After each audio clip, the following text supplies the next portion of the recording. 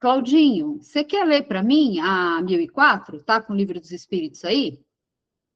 Então, nós vamos começar o estudo de hoje, capítulo 11, né? Para quem não acompanhou na semana passada, capítulo 11, que se chama O Bem Antes. Ou seja, o bem antes de qualquer coisa. Antes de qualquer decisão, antes de qualquer ação, antes de qualquer palavra. Sempre o bem antes. Aí eu vou pedir, então, aqui para o Claudinho ler a questão 1004 e vou pedir para alguém, quem está com o evangelho fácil aí na mão? Tá fácil aí? Tá aí, Fê? Ó, então eu vou pedir para Fê, capítulo 5, só que você não vai ler inteiro, tá, Fê? O item 4, eu vou pedir só para você ler quando ele começa a falar assim, quantos, né, são 5 parágrafos. Quantos se arruinam, não sei se você achou aí, ele começa a descrever no item 5. Desculpa, item 4. Achou? É o do Evangelho? Capítulo 5. Isso. Não, é capítulo 5 do Evangelho, Bem-aventurados os aflitos, item 4. Só que como ele é bem grande, o capítulo aqui também é grande, nós vamos ler só uns trechos aí que eu acho que é fundamental. Já vai ser suficiente para a gente explorar bastante aqui. Aonde que você... Eu já achei aqui o capítulo 5. Show. Aí começa assim, quantos se arruinam? Achou? É que pode ser que a tradução seja diferente, né? Tem a justiça das aflições, causas atuais das aflições. Causas atuais das aflições. Aí vai ter o parágrafo que começa assim, quantos se arruinam? Deve ser quantas uniões infelizes. Isso, exatamente. Antes dela tem um outro parágrafo. Sim. Tá? Aí você vai ler todas esses, 1, 2, 3, 4, 5 parágrafos, e vai parar. E eu vou ler todo? Tá. Você vai ler só o 1004, questão 1004 do Livro dos Espíritos. Porque assim, o Emmanuel, ele vai falar para nós, ele começa o capítulo falando da lei de causa e efeito. Na lei de causa e efeito, a gente tem duas questões aí para observar. Primeiro, toda ação nossa gera uma reação. Toda causa gera uma consequência. Significa que toda escolha que eu fizer na minha vida vai gerar uma consequência, boa ou ruim, para mim e para quem estiver na minha jornada. Então, isso é um ponto. Aí ele fez o link da questão 1004, que fala até quando a gente sofre? Até quando sofremos? Aí ele fez o link com o capítulo 5, que é o maior capítulo que nós temos no Evangelho, Bem-aventurados os aflitos. Por que Jesus falou isso para nós? Bem-aventurados os aflitos. Porque ele queria dizer para nós que nós sim passaríamos muitas aflições aqui na Terra. Mas nós seríamos bem-aventurados se nós passássemos por ela com sabedoria. O que é passar por um desafio, uma aflição com sabedoria? Sem revolta, sem rebeldia e sem desobediência à vontade de Deus. Porque se a dor chegou de alguma forma na minha casa, na minha jornada, na minha vida, tem uma razão de ser. E a razão, ela tem utilidade. Lá na frente eu vou entender por que ela vai ser boa. Então, esse capítulo vai falar disso. E no capítulo 5, então, Kardec vai explicando de uma forma brilhante e pedagógica que nós temos causas atuais das aflições e causas anteriores das aflições. Aflições entendam como dores, desafios na área de saúde, financeira, relacionamento familiar. Então, isso são as nossas aflições aqui da vida física, correto?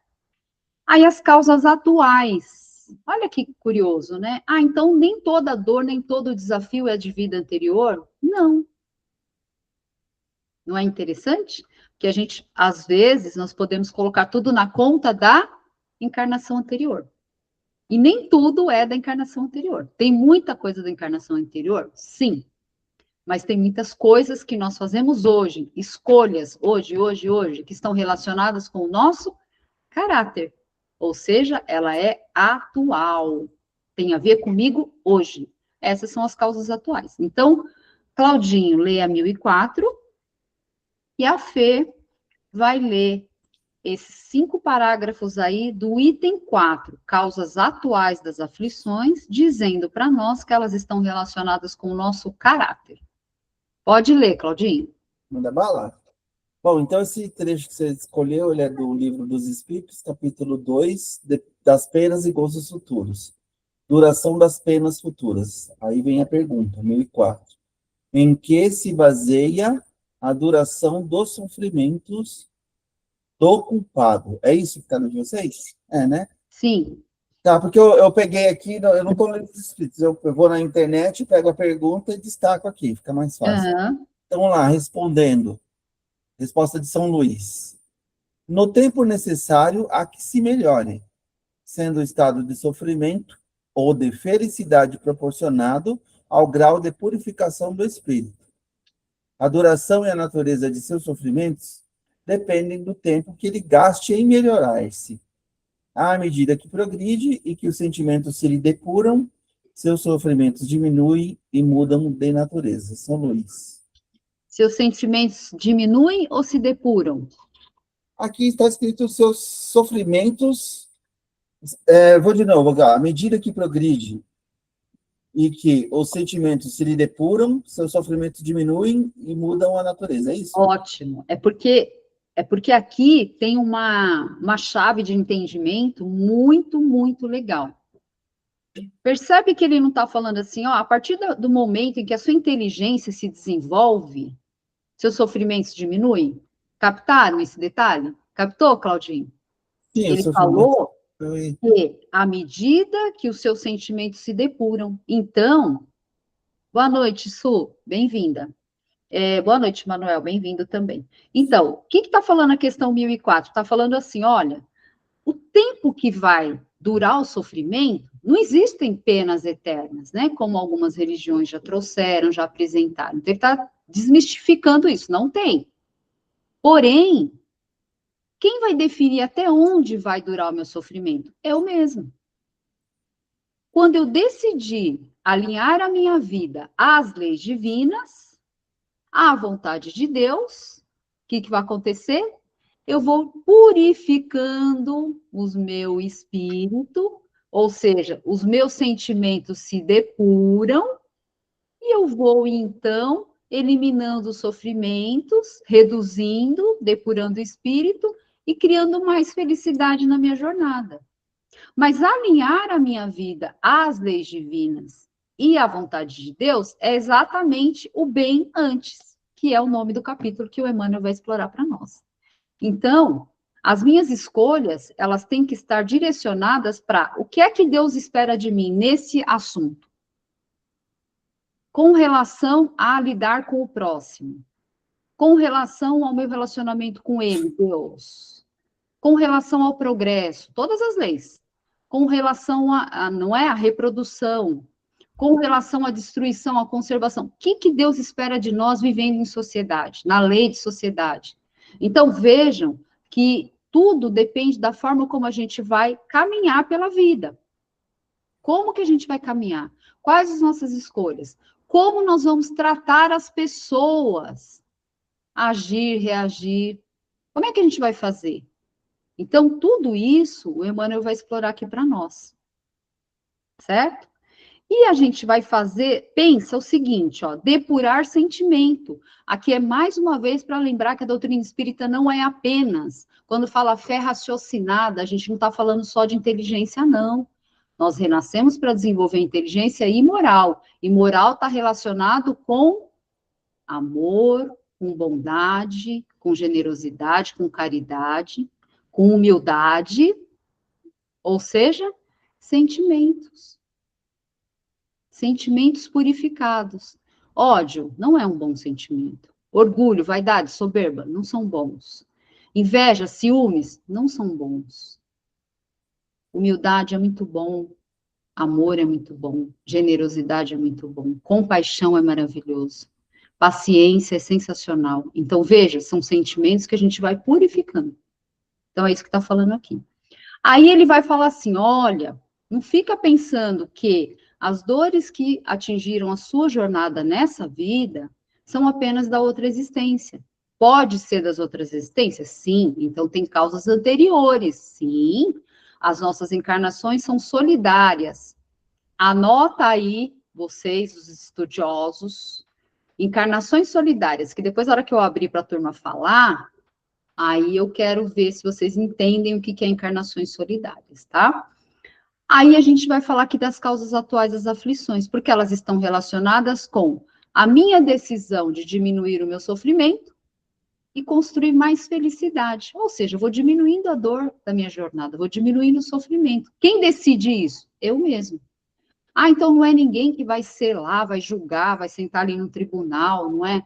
E vai ter ali uma bancada de juízes fazendo um julgamento? Não. Sou eu mesmo que vou decidir. Para mim chega, para mim deu, não quero mais, não quero mais ir por esse caminho me traz dor, esse caminho me trouxe muitas decepções, muitas ilusões, e eu não quero mais esse caminho para mim, agora eu quero caminhar pelo outro lado. Entende como está na nossa mão? Fê, então vamos lá. Ó, capítulo 5, Bem-aventurados os aflitos, é o maior capítulo do Evangelho. Certo? Ele é enorme. Item 4, né? Item 4, causas atuais das aflições. Então, a Fê vai ler apenas um recorte, mas É só a para partir lembrar... do terceiro parágrafo, né? Isso, é só para lembrar que isso aqui tem a ver com hoje, nosso caráter, nossas escolhas de hoje, nossas decisões de hoje. Pode ler, Fê. Quantas uniões infelizes, porque resultaram dos cálculos do interesse ou da vaidade, nada tendo com isso o coração, que de dissensões, de disputas funestas, poderiam ser evitadas com mais moderação e menos suscetibilidade. Quantas doenças e aleijões são o efeito da intemperança e dos excessos de toda a ordem. Gente, intemperança é assim, a pessoa tudo estoura, tudo explode, tem paciência com nada, tolerância zero, paciência zero. Então, todas essas descargas, né, de ódio, de raiva, de violência, vai causando dano físico para a gente. Vai adoecendo mente, vai adoecendo o corpo, às vezes é o fígado, às vezes é o estômago, às vezes não é. Vai atingindo a gente de alguma forma. É isso que ele está falando aí. Quantos pais infelizes com os filhos por não terem combatido as suas más tendências, desde o princípio, por fraqueza ou indiferença, deixaram que se desenvolvessem neles os germes do orgulho, do egoísmo e da tola vaidade, que ressecam o coração. Mais tarde, colhendo o que semearam, admiram-se e afligem-se com a sua falta de respeito e a sua ingratidão. Uhum.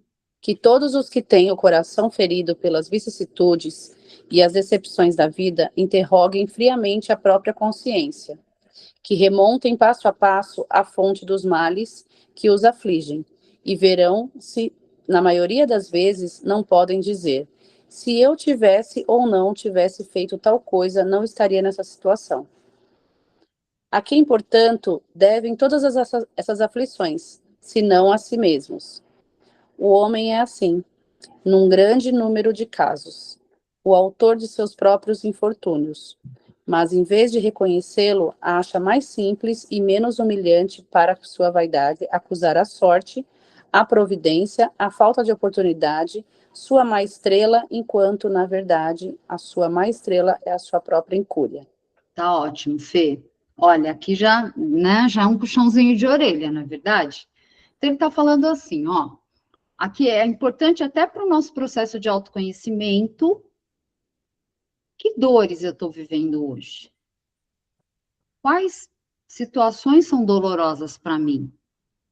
Ele fala, né, daqui da criação dos filhos. Então, por exemplo, é uma linha muito tênue, né, entre você amar muito seu filho e você educar, mas precisa, né? Eu vivo muito isso aqui em casa. Então, assim, eu fico assim, não, eu amo, né? Os pais sacrificam, né? São abnegados, mas tem uma linha tênue que eu preciso educar, porque se eu não educar, seja na questão do limite, seja na questão de corrigir a má inclinação que tenha, seja de um egoísmo, de uma vaidade, de uma soberba, talvez a gente tenha, no futuro, esses filhos que ele colocou aqui, ingratos, que não conseguem valorizar o sacrifício que os pais fazem para criar, para educar. Então, é uma linha muito tênue. Então, é um ponto aqui para prestar atenção. Então, outros pontos que ele fala, às vezes na relação, né, ele fala aqui no relacionamento que às vezes casa por interesse, acho que tinha muito isso, né, as pessoas casavam por interesse, pelo valor que tinha. Pode acontecer hoje? Pode acontecer sem casa, se relaciona sem amor, para poder ter uma vida material boa também, pode acontecer, né? Mas aqui dá para a gente trazer alguns exemplos, né? Então, por exemplo, se eu sou muito arrogante, se eu sou muito soberbo, se eu sou grosseiro, se eu sou ríspido, eu posso perder meu emprego. Ué, eu vou ficar batendo de frente toda hora com meu chefe, posso perder meu emprego, posso perder meu cargo. Se eu sou ríspido, se eu sou violento, grosseiro com meu namorado, com a minha namorada, meu noivo, minha noiva, meu marido, minha esposa, eu posso perder. Um dia a pessoa pode cansar e falar assim, estou indo embora, né? Às vezes pode até atingir um nível de violência mesmo, né? Tem pessoas que é violência física, emocional, humilha, às vezes não bate, mas ao que fala e a forma como fala e trata é pior do que levar uma surra, não é? Então a gente tem que pensar, porque isso vai trazer dor. Então, está relacionado com o quê? Com o meu caráter, não é? Se eu, minha vida inteira, pensei só em mim, não tive coragem de fazer um movimento, de ajudar, de auxiliar ninguém, fui omisso, vi que precisava, era possível no meu raio de ação, né? A gente sempre fala, vamos ajudar no nosso raio de ação, não dá para ajudar o mundo, não dá para resolver todos os problemas do planeta, mas o nosso raio de ação, quanto de bem a gente está fazendo? Será que eu consigo diminuir um pouquinho a dor do outro? Então, não ser omisso. Aí, muitas vezes, eu só pensei em mim. Aí, chega um momento na minha vida que eu vou precisar do outro. Mas não vou ter ninguém para cuidar de mim nem me ajudar. Porque eu nunca pensei no outro. Eu só vivi uma vida exclusivamente voltada para mim. Para mim e para os meus. Nesse momento, eu não tenho mais os meus. E aí, eu estou sozinho. Como é que eu faço? Então, são coisas que ele vai falando. Então, a soberba, a arrogância.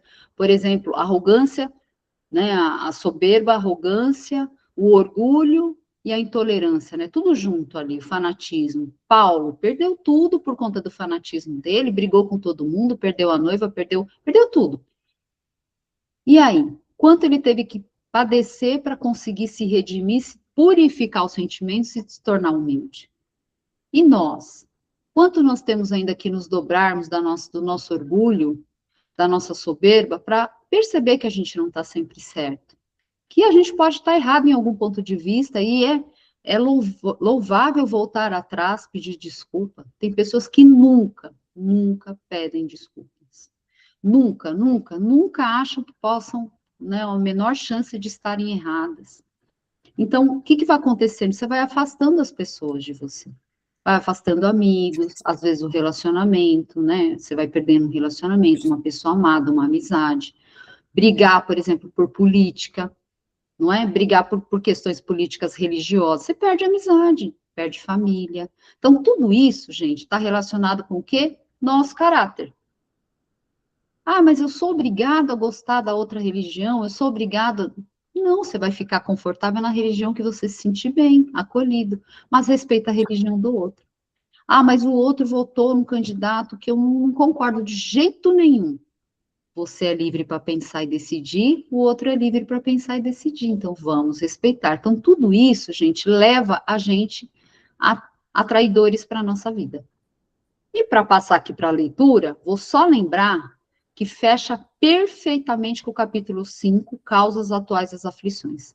Anotem aí, porque não vai dar para a gente ler. Livro Céu e Inferno, capítulo 7, Código Penal da Vida Futura, itens 2 e 3. Kardec simplesmente desvenda para nós aqui, não é? E fecha com esse capítulo 5, item 4, causas atuais das aflições. Ele diz o seguinte, que toda imperfeição nossa, toda imperfeição que a gente tem no nosso caráter, voltada para o nosso orgulho, voltada para a nossa soberba, nossa teimosia, nossos ciúmes, nossa inveja, não é? Nosso egoísmo, porque o que está na base dos ciúmes e da inveja? O egoísmo. Eu quero só para mim. Eu não quero que ninguém mais se dê bem na vida. Só eu. Eu sofro por isso. Ciúmes. Eu quero a posse da pessoa, eu quero controlar com quem fala, com quem está, onde está, WhatsApp, tudo. Então, eu sofro com isso. Aí Kardec, então, nesse item 2 e 3, ele fala assim, olha, dependendo da quantidade de imperfeições, é o tamanho da sua dor. capítulo 7, não, é Código Penal da Vida Futura, deve estar mais embaixo, o subtítulo, Código Penal da Vida Futura, acho que é parte 2, Sul, vê aí, item 2 e 3, aí ele fala assim, olha, a quantidade de imperfeições que você tem é o gênero de dor que você vai ter na tua vida. Aí ele fala, para não deixar dúvidas, para a gente falar assim, será? Será que é isso? Ele fala assim, sim, quem tem 9 imperfeições sofre mais do que quem tem 5. Então, vamos supor, a pessoa, ela é invejosa, violenta, né? Vibra ódio. Então, vai somando, vai, ela tem 9. Todas essas imperfeições do caráter dela, dos sentimentos que não são puros, são impuros, ela vai atrair dor para ela. Aquele que, pelo menos, já é um pouco mais generoso, já tem um pouco de paciência, não é? Já é mais bondoso, assim, é bondoso mais naturalmente, ele vai ter só 4 imperfeições. Aquele que tem 9 vai sofrer mais do que esse aqui. Entenderam, gente? É simples assim. Então, casa essa questão aí do Código Penal da Vida Futura do Céu e Inferno com o Bem-aventurados Aflitos, causas atuais. Ou seja, resumindo, está relacionado com a gente, com o nosso caráter, com o nosso modo de ser. Quando que vai acabar? Quando eu decidir. Vai ser de uma hora para outra? Não, mas eu posso tomar decisão. A 1004 aqui do Livro dos Espíritos falou, está na sua mão, prorrogar ou não. Então, eu tenho que ter o quê? Uma cota enorme de humildade para falar, não sei tudo, deixa eu dar um passinho para trás, deixa eu aprender, me lidar melhor com isso aqui, esse sentimento não é bom, deixa eu ir começando a trabalhar isso aqui, sabe, me esforçando, não é? Para inveja, para ser mais grato com o que eu tenho, não ficar só olhando o que o outro tem, não é? Num relacionamento, confiar na pessoa que você está. Então, a gente vai diminuindo se a gente vai melhorando os nossos sentimentos, curando eles, purificando. É isso que ele falou lá. Certinho? Então, foi isso que o Emmanuel quis trazer. Aí ele abre o capítulo falando da lei de causa e efeito. E o que é a lei de causa e efeito? Então, vou dar um exemplo assim,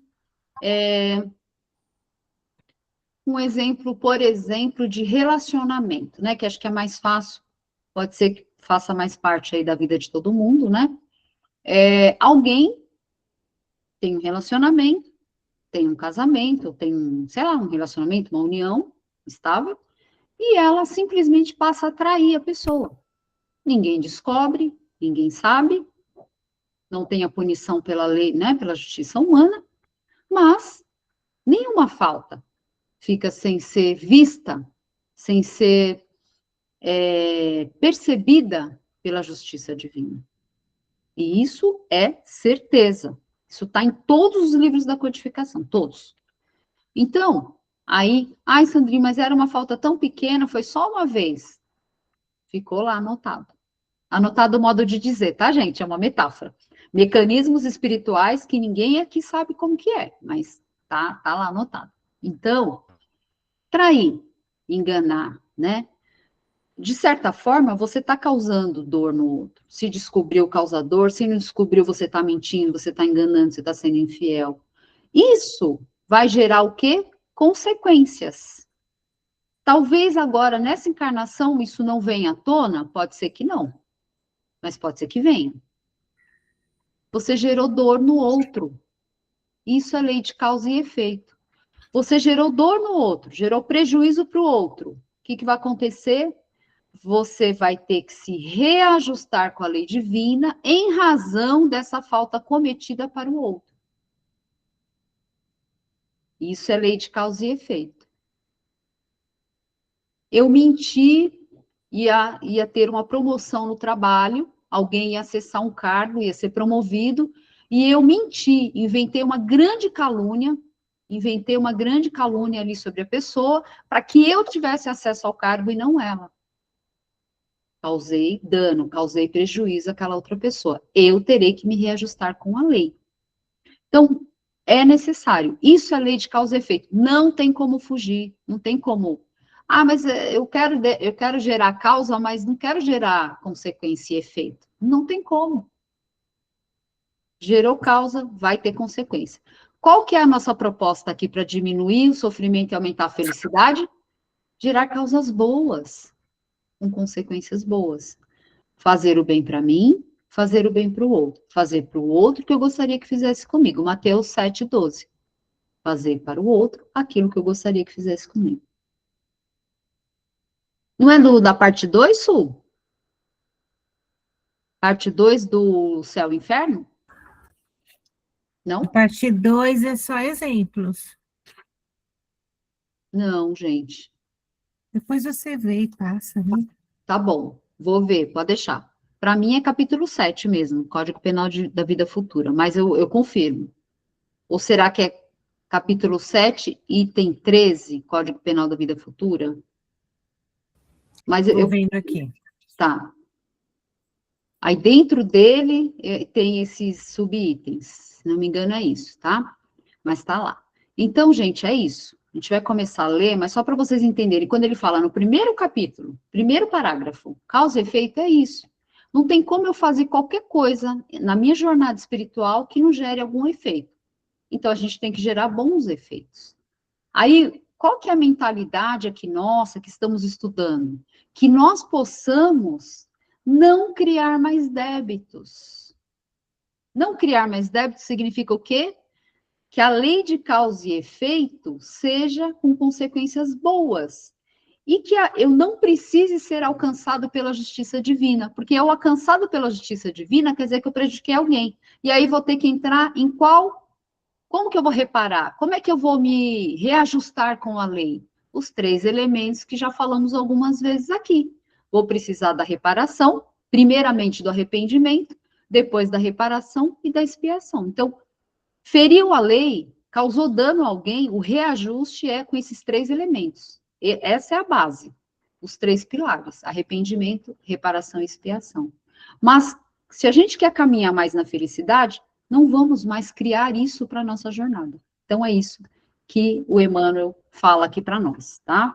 Então, ele fala assim, né? Não ignoramos que a lei de causa e efeito funciona mecanicamente em todos os domínios do universo. Sabemos, porém, que diariamente criamos destino. Tudo que eu falei. Diariamente, a cada escolha, a cada ação que eu pratico, eu estou gerando consequências. Ou seja, estou gerando meu próprio destino. E estou gerando impacto no destino do outro. Olha só que impressionante. De certo que a eterna sabedoria não nos concede a inteligência para obedecermos passivamente aos impulsos exteriores. Confere-nos inteligência e razão para obedecermos às leis por ela estabelecidas, com a preciso discernimento entre o bem e o mal. Então, aqui é usar o livre-arbítrio para fazer o bem.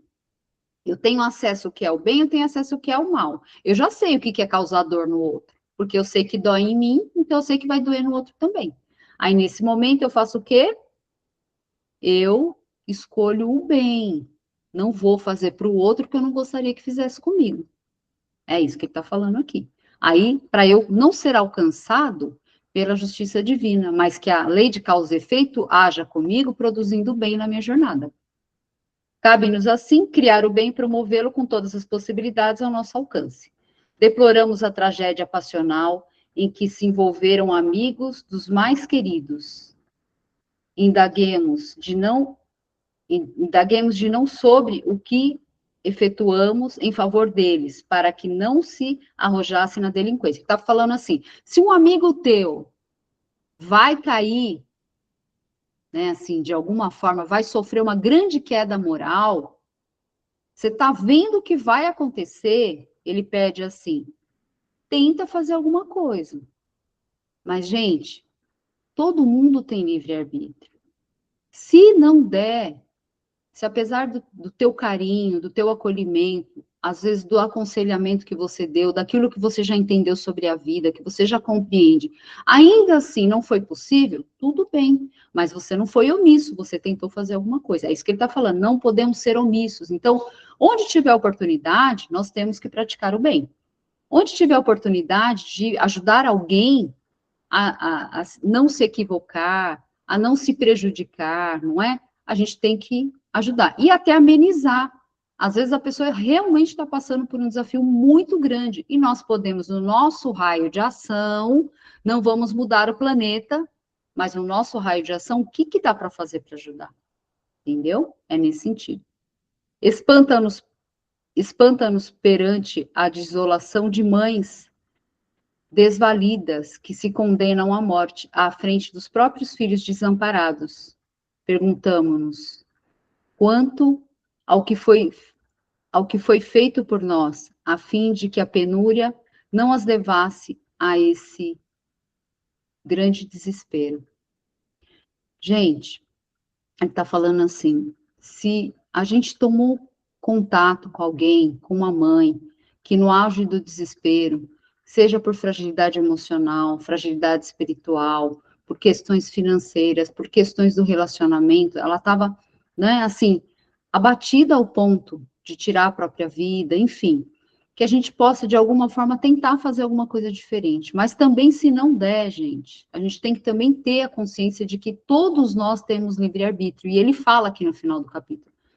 Todos temos livre-arbítrio. Então, muitas vezes não tem como. Às vezes a gente vai fazer tudo o que for possível, ajudar, falar, tentar amparar, oferecer ajuda, mas é o livre-arbítrio da pessoa. E aí não tem o que fazer. E a gente também não tem que se culpar quando acontecer isso. Por quê? Porque Deus deu livre-arbítrio para nós. E nem Deus impede.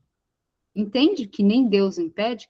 Mas o que tiver ao nosso alcance, a gente tem que fazer. Não podemos ser omissos. Lamentamos desajustes domésticos e perturbações coletivas, incompreensões e sinistros. Entretanto, em qualquer falha nos mecanismos da vida, é necessário inquirir quanto à nossa conduta, no sentido de remover em tempo hábil a ocorrência infeliz. Então, quando tivermos acesso a situações assim danosas em outros lares, no nosso lar, próximos a nós, né, tios, primos, enfim, amigos, que a gente possa, de alguma forma, ajudar para amenizar as incompreensões, as brigas, as discórdias, não botar mais lenha na fogueira, ao contrário, né, procurar mostrar o outro lado, procurar mostrar compaixão, falar de perdão para as pessoas, falar daquilo que a gente está se esforçando para fazer. Ah, Sandrinha, mas acho que eu não vou falar porque ainda não estou conseguindo perdoar, mas a gente já tem minimamente a consciência de que o perdão ele é necessário, 70 vezes 7. Então você fala, olha, eu estou me esforçando porque eu sei que não perdoar é ruim para mim. Aí você pode dar um conselho. Entende, gente? Porque o que quando o Emmanuel chama para isso, é que ele quer assim, quer dizer assim, tenta amenizar um pouco a dor do outro, ainda que não tenha sido você que tenha causado, mas tenta amenizar, né? Porque nós também seremos questionados pelo bem que nós não fizemos quando nós podíamos fazer. Sabia? Não é só o mal que você fez, mas é o bem que você deixou de fazer quando você podia fazer. Também será cobrado, a nossa própria consciência irá nos cobrar. O bem, antes de tudo, deve erigir-se por item fundamental do nosso programa de cada dia. Então, todos os dias, não é? Nós devemos atender ao programa do bem em qualquer situação, eu vou pedir para alguém terminar de ler aqui o capítulo para mim, pode ser? Quer ler, Cecília? Quer que eu leia? Pode ser.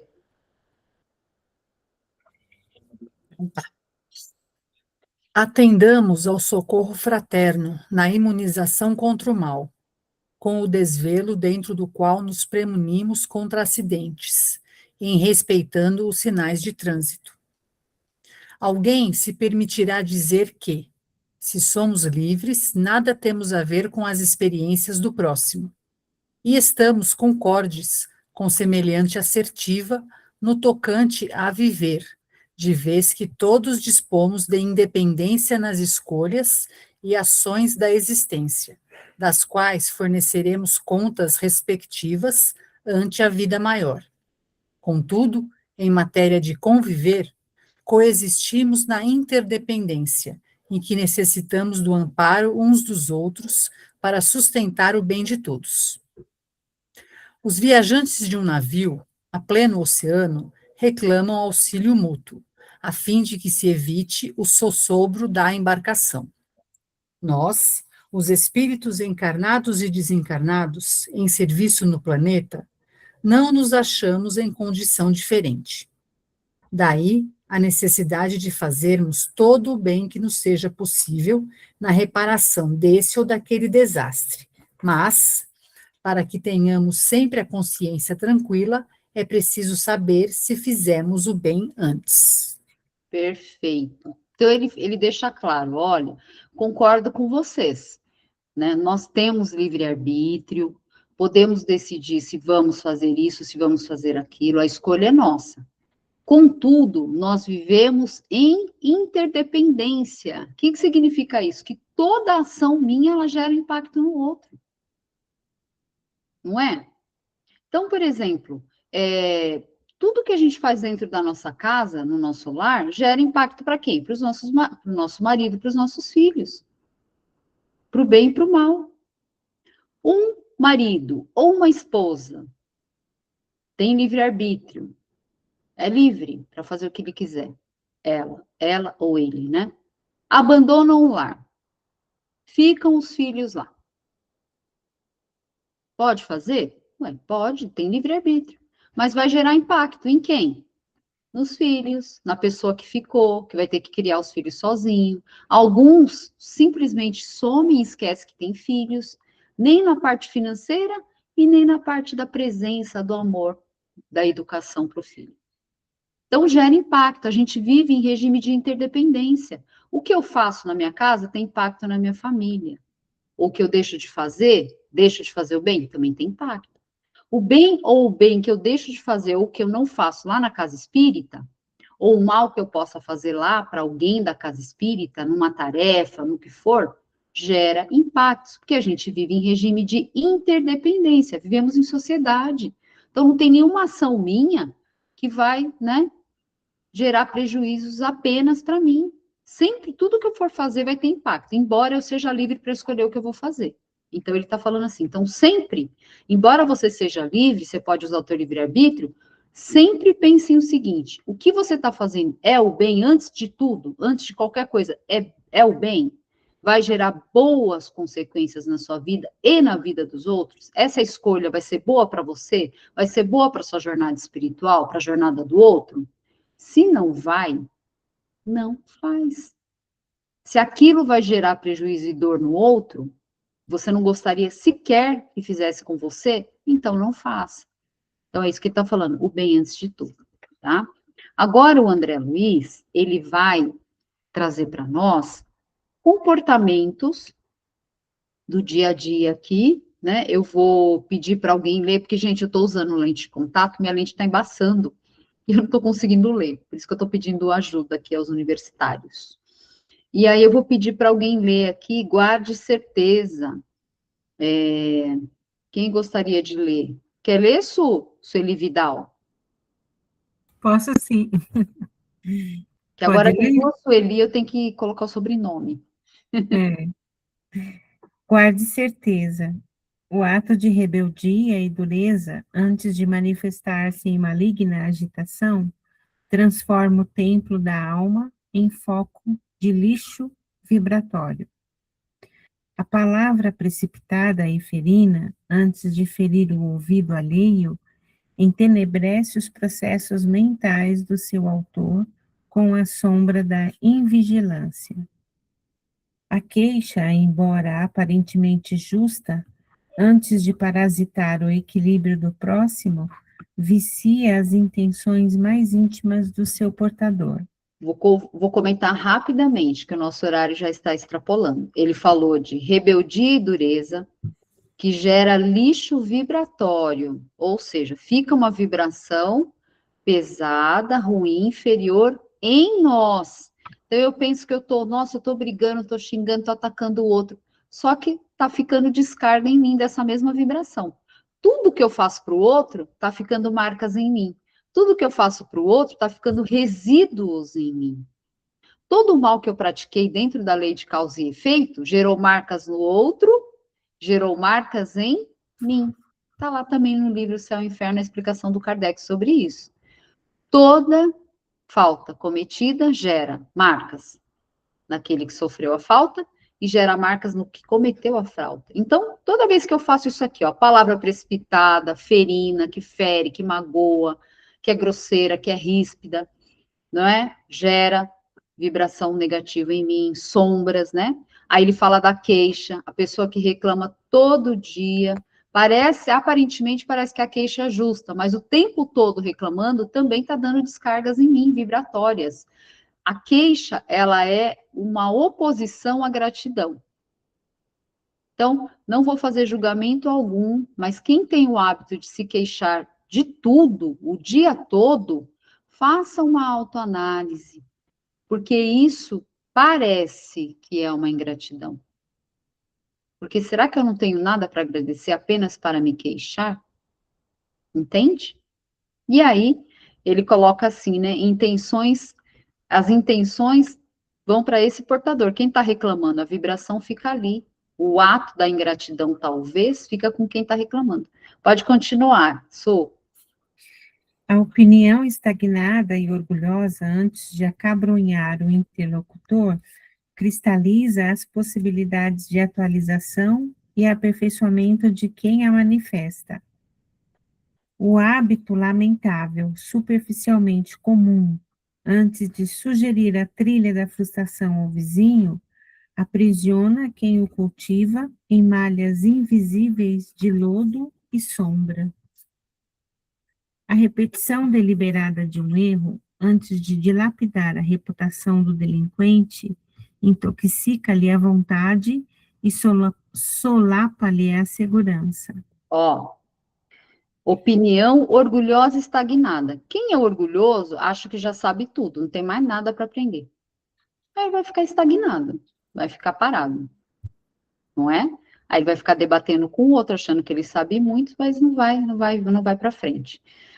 Repetir um erro. Eu já sei que aquilo não é legal, eu já sei que aquilo traz dor para mim, traz dor para o outro. Isso intoxica a nossa vontade de ficar repetindo. Então, qual que é aqui a grande alavanca, né, para nós não sermos alcançados pela justiça divina, para que a lei de causa e efeito tenha consequências boas? Eu preciso usar da minha vontade, do meu querer, mas aquele querer é a vontade disciplinada. Não, isso aqui não é bom para mim. Isso aqui eu já fiz várias vezes, já trouxe dores na minha caminhada, e o ciclo está voltando. Enquanto eu não mudar, o ciclo volta, viu, gente? Dessas dores que a gente deu exemplo aqui, enquanto eu não mudo, o ciclo fica repetindo. É o emprego, é o relacionamento, vai repetindo. Quando que vai parar de repetir? Quando eu, pela minha vontade, conseguir mudar. Então, repetir o erro acaba intoxicando a nossa vontade. Aí acaba enfraquecendo e eu não vou sair nunca daquele erro, fico naquele círculo vicioso, tá? Pode ler todos, e aí eu vou comentar só o final aqui, para a gente passar para vocês. A grande ação delituosa, antes de exteriorizar-se para o conhecimento de todos, é precedida por pequenas ações infelizes, ocultas nos propósitos escusos daquele que a perpetra. O desculpismo improcedente, antes de ser vã tentativa de iludir os outros, constitui a realização efetiva da ilusão naquele que o promove. Antes de agirmos, mentalizamos a ação. Antes de atuarmos na vida exterior, atuamos em nossa vida profunda. Antes de sermos bons ou maus para todos, somos bons ou maus para nós mesmos. Guarde certeza dessas realidades. Antes de colher o sorriso da felicidade que esperamos dos outros, é preciso viver o bem desinteressado e puro que fará felizes aqueles que nos farão felizes por nossa vez. Olha, gente, que lindo. Então, 2 pontos aqui. Não vamos buscar desculpas, certo? Erramos. Estamos no processo? Sim, estamos no processo. Mas a gente não pode passar a vida inteira, arrumando desculpas. Ah, eu fiz isso por causa daquilo. Aí eu fiz aquilo outro por causa daquilo. Aí eu fiz, mas aí eu pedi desculpa mais, aí ponho mais. Então, sempre que eu ficar buscando desculpas, eu não vou mudar o que precisa mudar. Eu não vou transformar o que precisa transformar. Ainda que seja um processo desafiador, não estou falando que é fácil a gente fazer isso, e nem a gente não acerta na primeira vez, mas tendo uma vontade disciplinada que realmente quer fazer diferente, a gente vai realmente conseguir mudar, sem arrumar mais desculpas. Porque desculpas, querendo ou não, é um tipo de uma fuga, não é? É, você viu a voz da Sul? Uma maravilha, né?